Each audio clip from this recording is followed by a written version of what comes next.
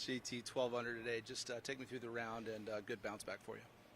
Yeah, I played well. It was all really solid and kind of in front of me. Didn't do anything crazy. Didn't just took advantage of all the I felt like easy opportunities and chances that I had, and hit a lot of really good drives, quality iron shots and wedges in there. Again, if there's such thing as an easy 12 under, I definitely felt like it was. You've had a lot of success here. Do you feel like you finally found a groove for the week in a place that you really like? I would say the result-wise, yeah, but I know what this place gives you, and I just had one of those days Thursday where I couldn't get anything going. I wasn't hitting it good, or I just had some squirrely shots here and there, and it was just windy enough where I wasn't sharp enough to get it, 8-10 feet. It was a lot of 20-footers, and I just wasn't making anything. So, I've won here before, shooting an even par and around, and I knew that you have the opportunity to do something like I did today. And yesterday, there's not very often a 600 round is just kind of like a whatever, but this week here it is. You mentioned to radio that hope the guys don't go too low today, but when you go out tomorrow, do you feel the need to be aggressive or press at all, or is it just going to go out and handle business? Just the same thing. I wasn't crazy aggressive today. When you have wedges in your hand with soft greens, you attack. It doesn't matter if you're in last or first. You're just trying to make birdies, and I felt like that's what I did. I was so far back. It's not like I could really look at the leaderboard and try to play any differently. It was just try to birdie every hole we played. Was there a point yesterday when you have lettuce in my teeth? No, you're good. When you finished your round that you felt okay with it, and was there any point where your round yesterday felt less than what it was when you finished, just based on what everyone was doing? When I looked up and was in last, I felt like that was pretty humbling, I guess, if you will. But no, the finish was big. It's just getting off the start I did on Thursday and yesterday, just being 1 over through 4. Obviously it is what it is. You can still go shoot 6 or 7 under, but it's hard to shoot 12 under or 10 under when you're 1 over through the first 3 or 4 holes. So. Just getting off to a little better start today, but yeah, I felt like yesterday closing that round out at least gave myself a chance to, get a respectable finish out of it. And if I did something berserk this weekend, I might have a chance to win. Do you remember the first time you ever set a course record? Yes, Make it a good story. A junior world practice round. I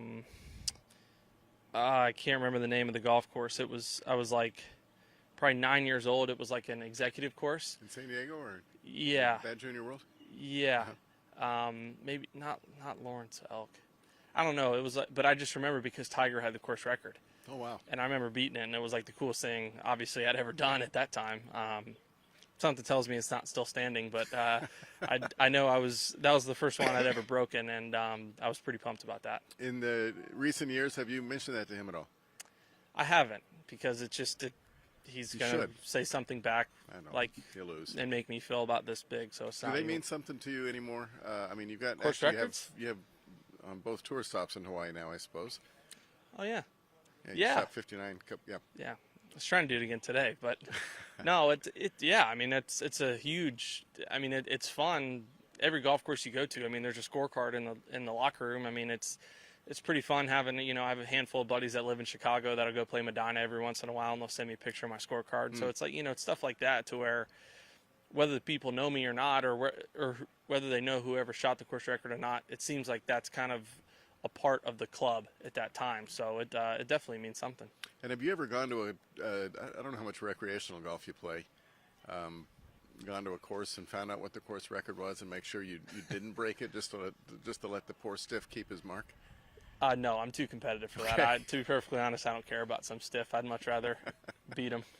And lastly, we understand the conditions, which are about as perfect as it gets, and you guys are very good players. But is there a point, or has there been a point recently where golf fans should just accept the fact that scores are coming down over the years?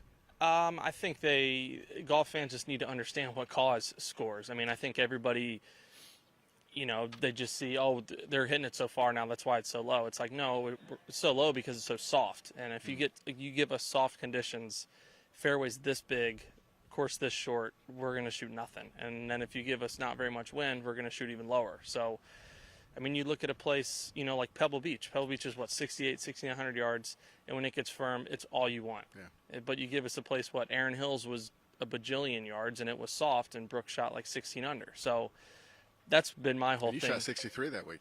I did. Course yeah, record? probably. There you go. But and that's the thing. It's all about how firm or soft it is, and I think they need to accept it. I mean, it is what it is, and respect good golf. But if they don't like it, then I guess so be it, kind of It's thing. no less entertaining, I wouldn't think.